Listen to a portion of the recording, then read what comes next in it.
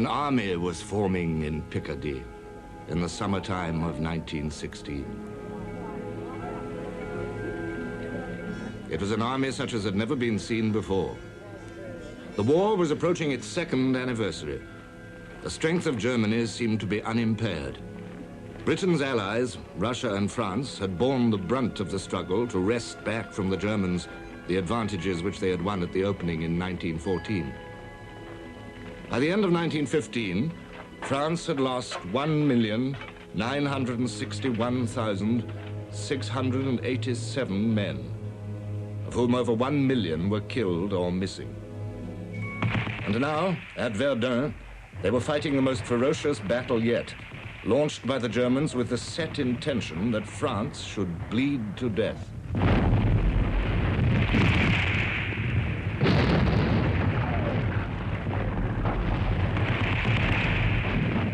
It was time for Britain to put forth her strength. The army that was forming in Picardy expressed her absolute resolve to do that. From shattered Ypres in the north, from the flat lands round Loos and La Bassée, from the channel ports of debarkation, down the long roads of France, division by division, month by month, the British soldiers flowed forward, like iron filings drawn towards a magnet, the Somme. This was Britain's new army. This was the army with which the war would be fought and won. The old regulars had passed away in the dismal battles of 1915. Many of the first territorials had gone with them. The men of 1916 were the men who had responded to Lord Kitchener's famous appeal.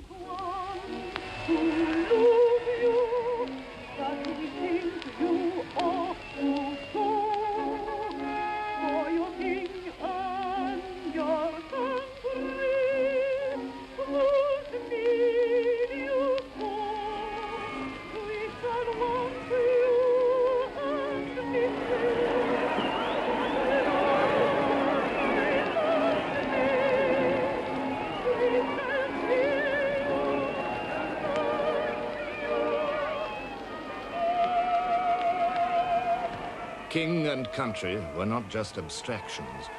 People believed in them. To join up was the thing to do. Those who didn't were shirkers.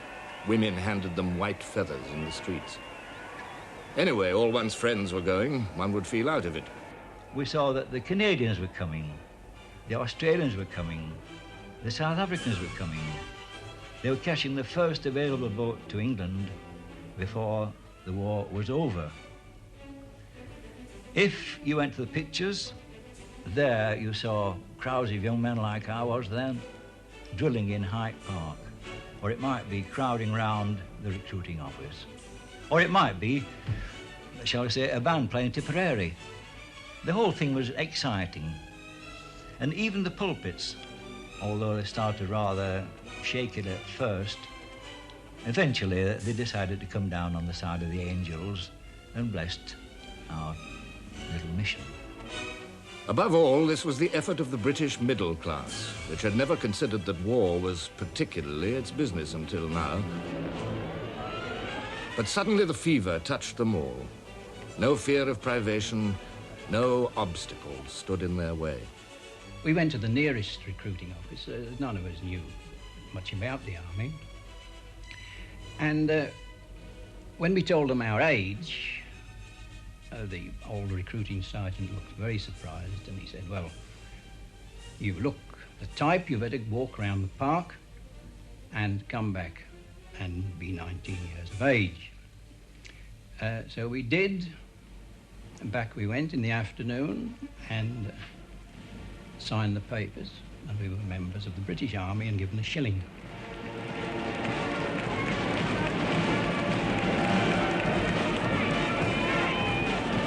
One idea, it started in Liverpool, caught on at once. PALS battalions, men of the same trade or profession, from the same district, city or street, men of the same class. They liked to stick together, to be among the faces they knew. Men of the North Eastern Railway Company formed a battalion. A well-known sportswoman, Mrs. Cunliffe Owen, telegraphed to Lord Kitchener, Will you accept complete battalion of upper and middle class men, physically fit, able to shoot and to ride up to the age of 45? The answer came back promptly. Lord Kitchener gratefully accepts complete battalion. This was the 23rd Sportsmen's Battalion of the Royal Fusiliers. When the Sheffield City Battalion first formed up on parade, their colonel told them, "You're a crowd. A good-looking crowd, but a crowd." It was, said an eyewitness, an unusual crowd. Their ages ranged from 19 to 35. Standing there as privates were many men whom no other conceivable circumstances would have brought into the army. £500 a year businessmen, stockbrokers, engineers, chemists, metallurgical experts, university and public schoolmen, medical students, journalists, schoolmasters, craftsmen, shop assistants, secretaries, and all sorts of clerks. By the end of 1914, 1,186,337 men had joined the army. By September 1915, the figure was 2,257,521 men. 2.25 million volunteers.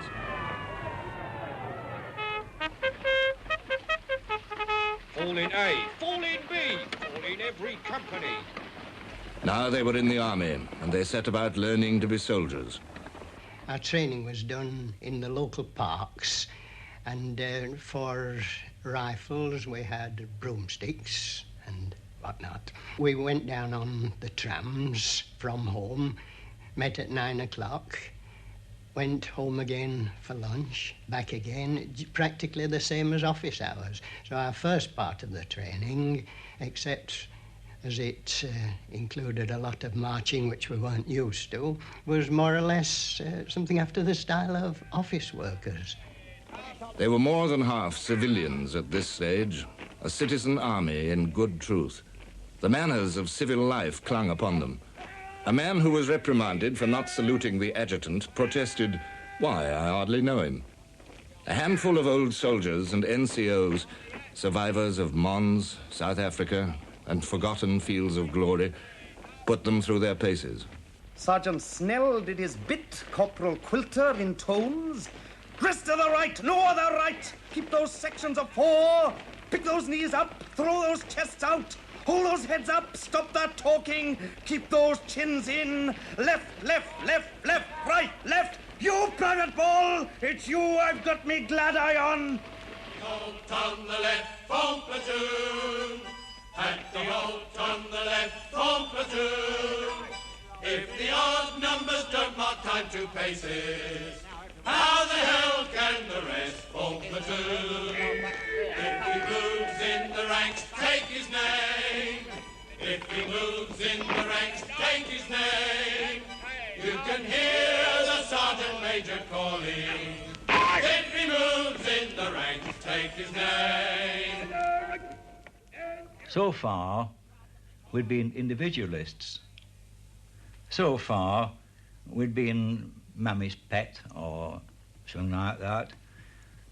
We had a will of our own, and it came rather hard to start with to obey commands. But gradually, we knew how to form 4s, right wheel, left wheel, halt, and all the rest of them. We became, in other words, a disciplined body of men. They learned the rituals of another way of life. They had all the eagerness in the world to impel their learning. Fixing bayonets is one of the most wonderful things in the army.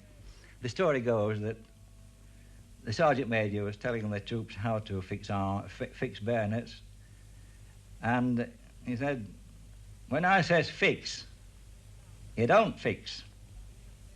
But when I says bayonets, you whips them out and whops them on."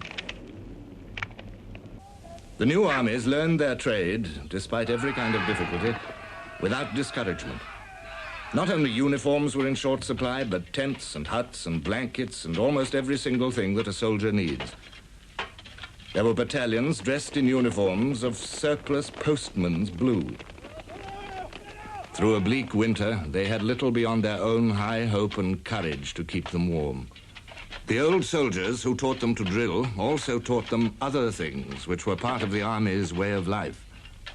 As early as September 1914, people living near Aldershot were astonished and rather shocked to hear a new song on the lips of soldiers, route marching along the roads and lanes.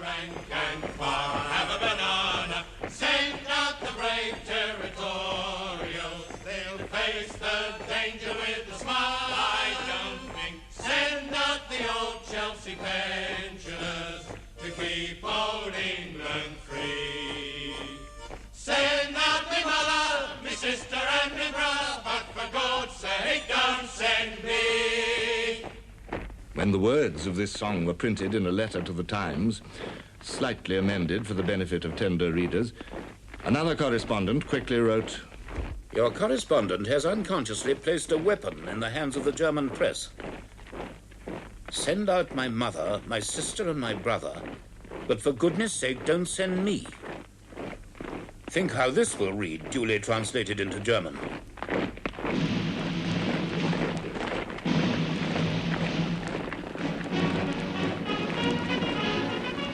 Impelled by the passionate will of the nation behind them, a nation still barely acquainted with the meaning of total war, the new armies drew towards readiness. Some regular soldiers frankly despised them. Sir Henry Wilson at GHQ, for one. Under no circumstances can these mobs take the field for 2 years. Then what is the use of them? Kitchener's ridiculous and preposterous army of 25 corps is the laughing stock of every soldier in Europe. It took the Germans 40 years of incessant work to make an army of 25 corps with the aid of conscription. It will take us to all eternity to do the same by voluntary effort. Bearing the proud badges of their old and famous regiments, serious, determined, and a little apprehensive, the young soldiers took their departure.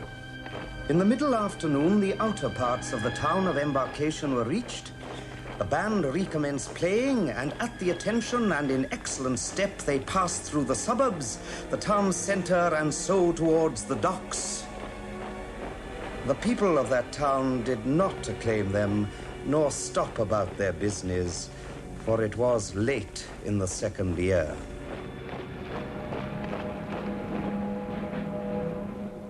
And so to France. The swelling numbers of the British army sufficiently proclaimed that an enterprise of great pith and moment was at hand. 100,000 men in August 1914, 350,000 by January 1915, just over 1 million by February 1916. Still they came. By June, 1.5 million.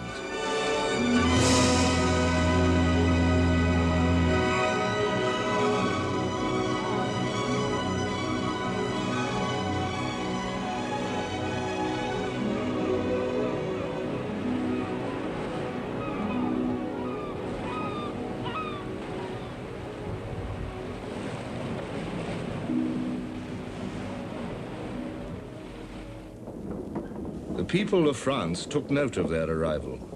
On the pavements, as they marched by, women in deep black observed them with particular attention. When the British Army attained the 1 million mark, the Battle of Verdun was only 9 days old. By the end of March, Verdun was 40 days old and had already displayed incomparable savagery. By the end of April, France had been bleeding to death for 70 days. In June, new heights of ferocity were reached, and 100 days of Verdun had passed by. The French people looked thoughtfully at the young British soldiers. The French government and their generals looked towards the new British commander-in-chief, Sir Douglas Haig.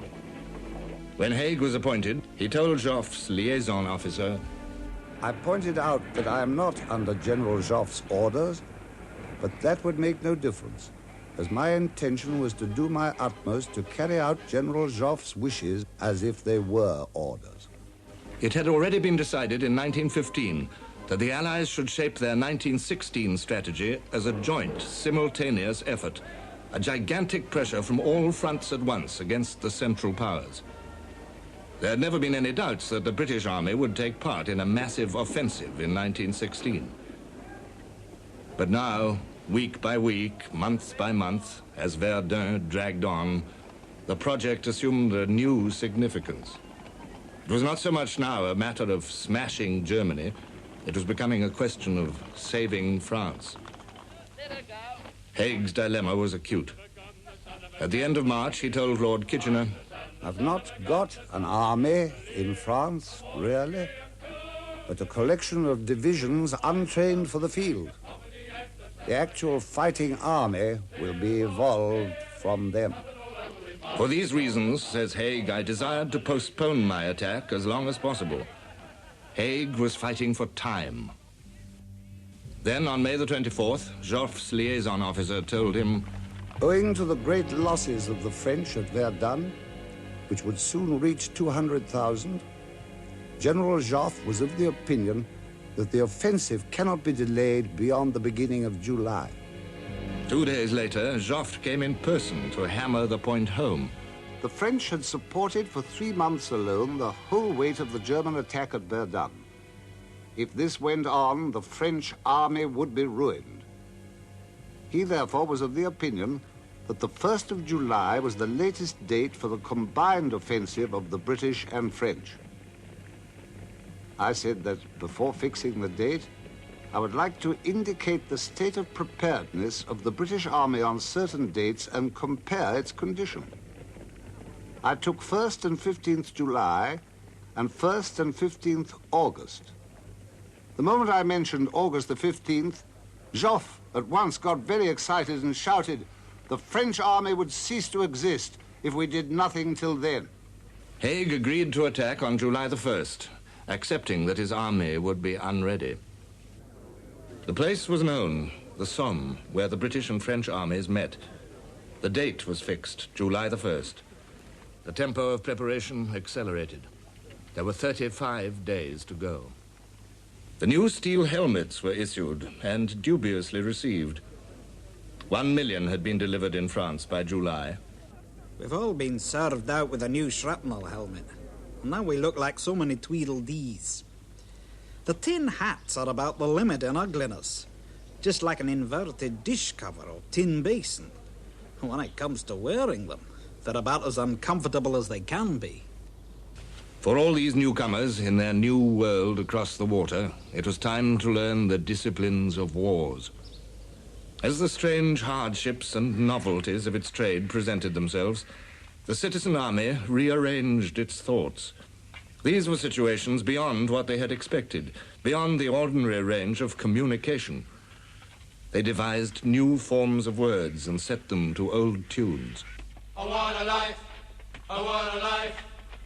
living in a trench. I want a life, fighting for the French.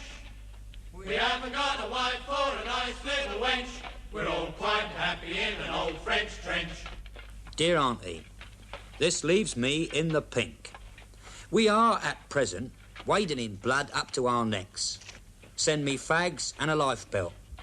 Satisfying jokes were devised along these lines. Dear Mother, this war's a bugger. Sell the pig and buy me out. John. Dear John, pig's gone. Soldier on.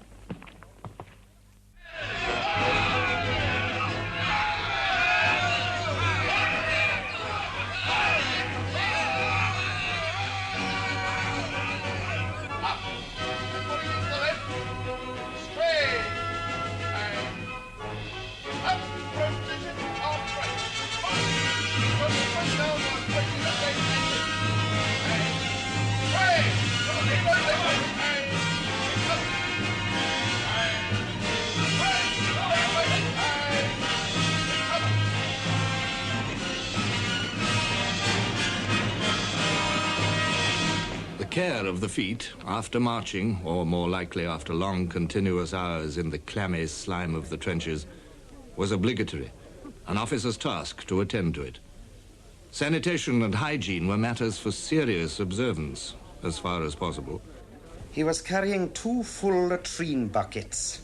I said, "Hello, Evan, you've got a pretty bloody job." He said, Bloody job indeed. The army of Artaxerxes was utterly destroyed for lack of sanitation. Rations claimed the continuous attention of all ranks and inspired their muses. Oh, hell, what bloody big lumps of beef! Oh, hell, what bloody big lumps of beef! Oh, hell, what bloody big lumps of beef! Bloody big lumps, bloody big lumps, bloody big lumps. Fresh meat, generally, was for out of the line. In the line, it came in tins, with vegetables mixed. The famous product of McConaughey. Oh, a little bit of everything got in a tin one day, and they packed it up and sealed it in a most mysterious way. And some brass that came and tasted it, and won my senses eat. We shall feed it to the soldiers, and we'll call it Pen and Bleed. And all the time, training for the imminent battle continued. The moment was approaching. There was much to do. Now, in 1916, the British Army gained familiarity with the worst of its afflictions. When you came out of the line, you were mentally tired, but you were also physically tired, and you hoped you were going to get a rest. But you usually did not get much of a physical rest, because almost every night you had to go on working parties up to the front line, of which the great secret was that for the last mile everything had to be carried by hand.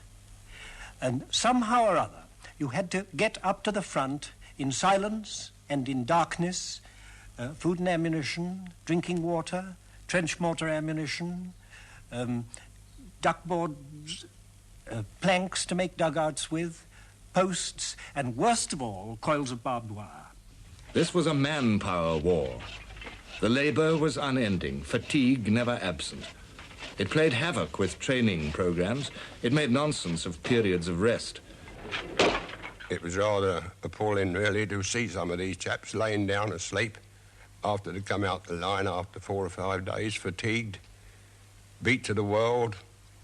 They'd been laying down 3 or 4 hours, scratching themselves. When the sergeant would come along and say, I want you, I want you, I want you, fatigue, falling outside. Nobody knows how tired we are, tired we are, tired we are.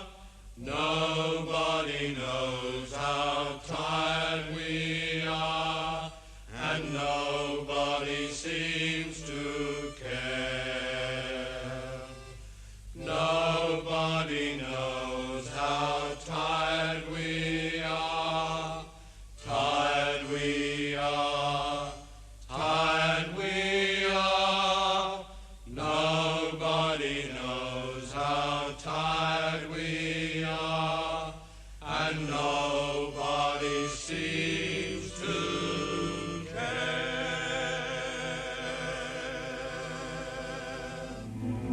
Waiting, waiting, always bloody well waiting.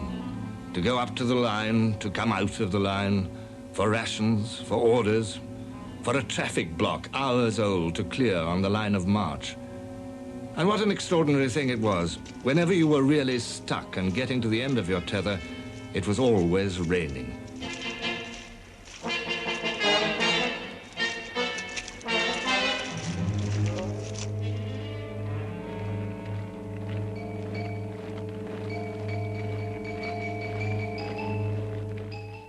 The soldiers waited.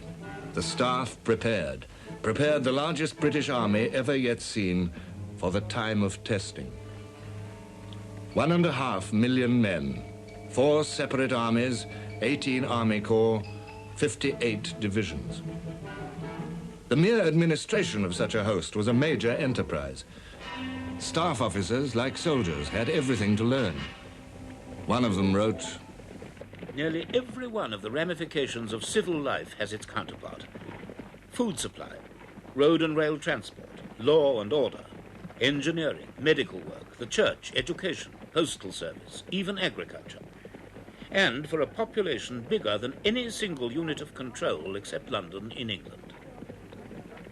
Can you imagine what it is to feed, administer, move about, look after the medical and spiritual requirements of 1 million men? Civilian experts were crammed into uniform and turned into staff officers. Eyebrows were raised. Some regular army people were scandalized. Haig welcomed the experts and remarked, "These critics seem to fail to realize the size of this army and the amount of work which an army requires of a civilian nature. The working of the railways, the upkeep of the roads, even the baking of bread, and 1,000 other industries go on in war as well as in peace. So with the whole nation at war, our object should be to employ men on the same work in war as they are accustomed to do in peace. To put soldiers who have no practical experience of these matters into such positions, merely because they are generals and colonels, must result in utter failure." The 100th day of Verdun came and went. The assembly of the British Army was nearing completion. Only 3 weeks to go now.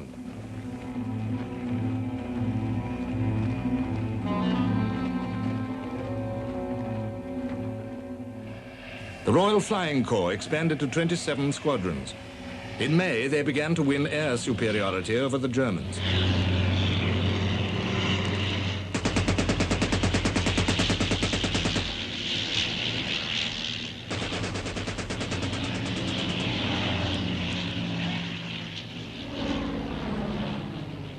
Then their real work began, spotting for the artillery with fresh refinements of aerial photography and recognition. There was no mistaking the difficulty of the task ahead. Haig wrote, "The enemy's position was of a very formidable character. During nearly 2 years' preparation, he'd spared no pains to render these defenses impregnable. The first and second lines each consisted of deep trenches, well provided with bomb-proof shelters and with numerous communication trenches connecting them. The front of each line was protected by wire entanglements, many of them in belts 40 yards broad, built of iron stakes interlaced with barbed wire, often almost as thick as a man's finger. The numerous woods and villages in and between these systems of defense had been turned into veritable fortresses." In the early summer of 1916, the project didn't look impossible. Swelling numbers and a sense of new power gave the army confidence. In this war of guns, at last, British production was approaching the army's needs. In July, there were 4,338 British guns in France, nearly 1,000 of them heavies. The munitions programs were at last bearing fruit, and the shells poured in. Vast dumps appeared by the roadside and vanished again under camouflage. The depot at Rouen alone handled 3,500 tons a day.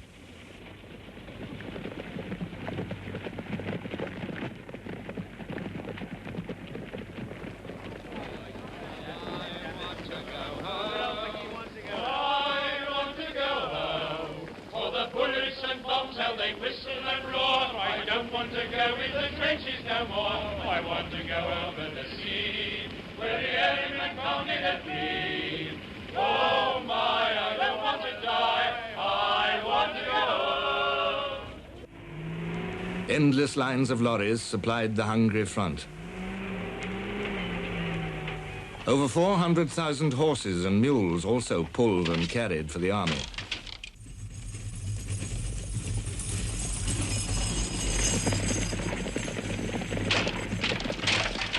Light railways pushed forward to the front line itself.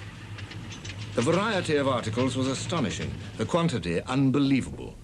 One base alone issued in 1916 11,000 compasses, 7,000 watches, 12,800 bicycles, 40,000 electric torches, 1.5 million waterproof sheets, 5 million anti-gas helmets, 2.25 million bars of soap. This was becoming a war of objects and machines. The material battle, the Germans called it. The authority of the machines grew from day to day. The personality of the individual human being withered among the million masses and in servitude to the weapons of modern war. These are our masters, the slim, grim muzzles that irk in the pit, that chafe for the rushing of wheels, for the teams plunging madly to bit as the gunners swing down to unkey, for the trails sweeping half-circle right, for the 6 breech blocks clashing as one to a target viewed clear on the sight, for the hour of the red battle harvest, the dream of the slaves of the gun. June the 24th, the 125th day of the Battle of Verdun. 1 week to go. We are the guns, and ye serve us. Dare ye grow weary, steadfast at night time and noontime, or waking when dawn winds blow dreary over the fields and the flats and the reeds of the barrier water, to wait on the hour of our choosing, the minute decided for slaughter. Swift the clock runs, yea, to the ultimate settlement. Stand to your guns.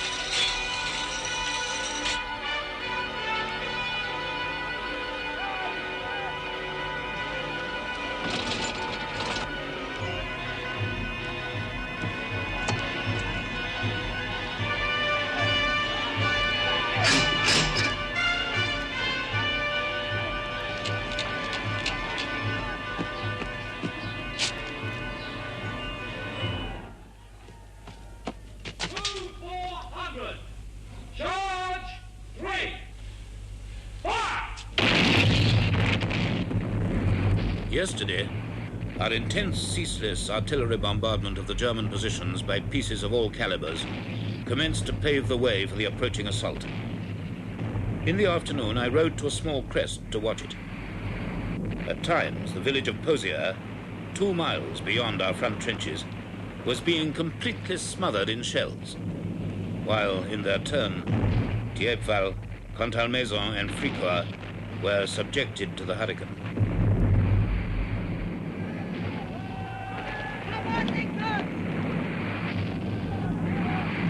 The endless columns moved up along the roads and tracks of Picardy. They moved out of the world of everyday things, out of the orbit of anticipation or ordinary apprehension, into a world riven by unspeakable sound.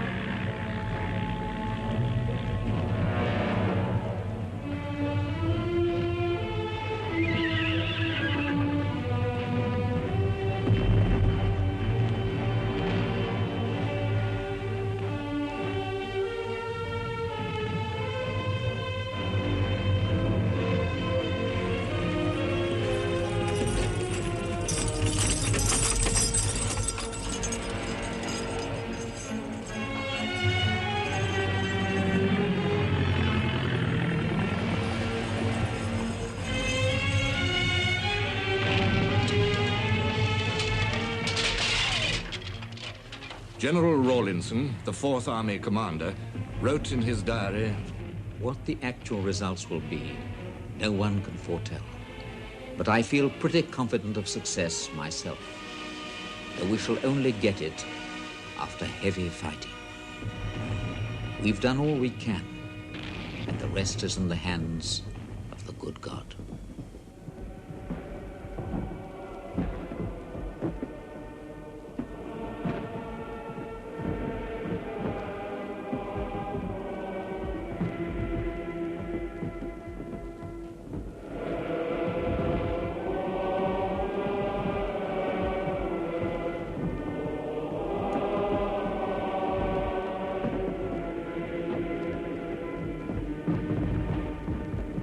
The burdened infantry, each man bearing 66 pounds of assorted equipment, took up their final positions, awaited the last violent spasm of the guns.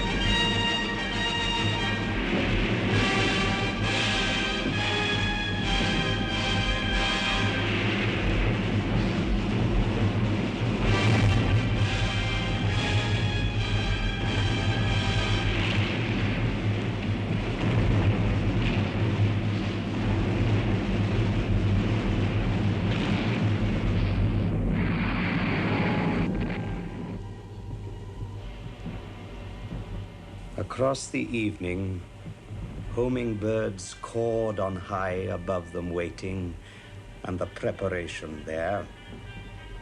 And some people began settling down for the night. The more solicitous disposed themselves in groups and stood about, and rather tended to speak in undertones as though to not hasten or not disturb, to not activate too soon the immense potential empoweredness, and talk about impending dooms. It fair gets you in the guts.